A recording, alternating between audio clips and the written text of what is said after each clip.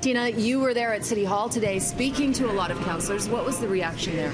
Well, a lot of disappointment because back in May, City Council actually voted against uploading the subway to the province or anyone, and today they feel like that decision is being ignored. I want to be real clear. This is all fantasy land. This uploading the TTC doesn't get anything built. I do apologize, but stand clear of the doors. Instead of trying to solve the transit problem, Doug Ford is doing exactly what his brother did when he was mayor and wasting time. Can you see any advantages to doing this? No. What this will do is stop us from doing anything to actually improve transit for the entire time Doug Ford is premier. Attention customers. Line 1 has delays of up to 15 minutes. I'm shocked to see that it's actually signed and signed so quickly. This is about a Ford administration bullying the city once again, just like they did with Bill 5 during the summer when they slashed the size of council, and just as they're doing with broad-based, wide-sweeping legislation that does not involve the voices of Ontarians. We certainly applaud the news today that the city and the province are taking steps to explore a win-win in order to get the level of transit funding that we desperately need to get transit in place for residents of the city. Why do you call it a win-win? Well, because the province has much more fiscal capacity to get the funding deployed to make this happen. The city has a brilliant transit network strategy, but hasn't had the fiscal capacity to get it built. Hopefully, we won't have our system torn apart. The right hand always knew what the left hand was doing. Once we start somebody else building and doing other things in the subway line, the right hand stops knowing what the left hand's doing. This isn't great for customers.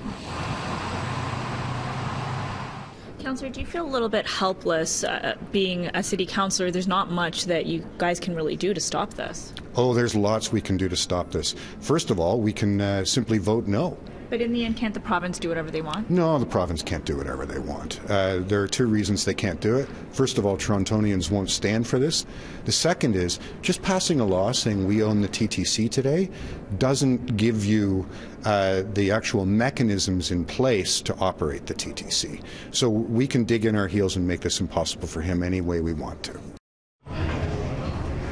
And speaking to reporters today, the mayor did say it is an outdated concept that the provincial government can do whatever it wants to municipalities. Now ahead at 6:30, we speak with commuters about this decision, plus why one advocacy group says fares will almost certainly go up if the province moves forward with this.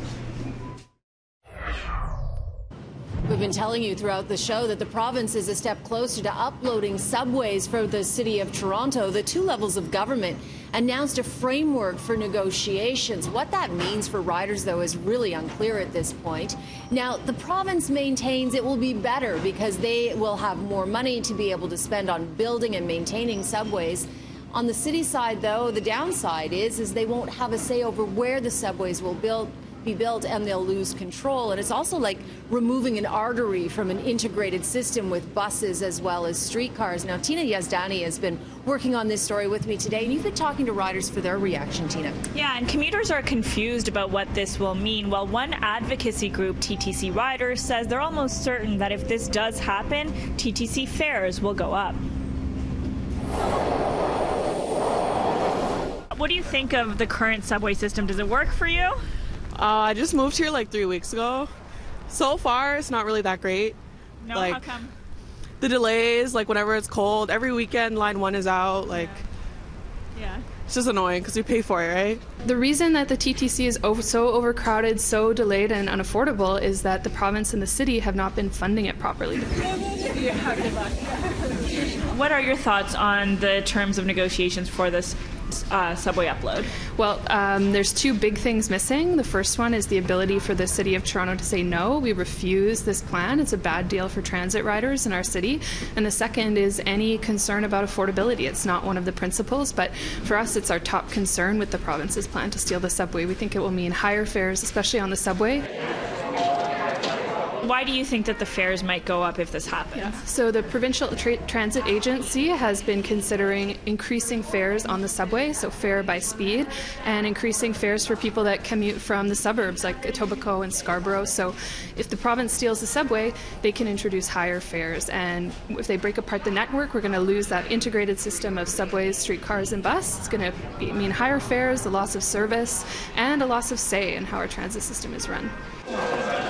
I think it would be a little bit heavy-handed for the province to take over what's basically a city functioning operation. Nor am I sure that the overall province necessarily knows how the dynamics of the city works. Do you see any advantages in terms of them being able to fund some of these bigger projects that we've been waiting for? If the province was serious about making transit more affordable, and it absolutely should be, it should fund it right now. It needs to contribute operations funding to the city and contribute to the expansion projects we need. Some city councillors also expressing disappointment at City Hall today because back in May they actually voted and passed a resolution against any kind of upload. They say that decision is now being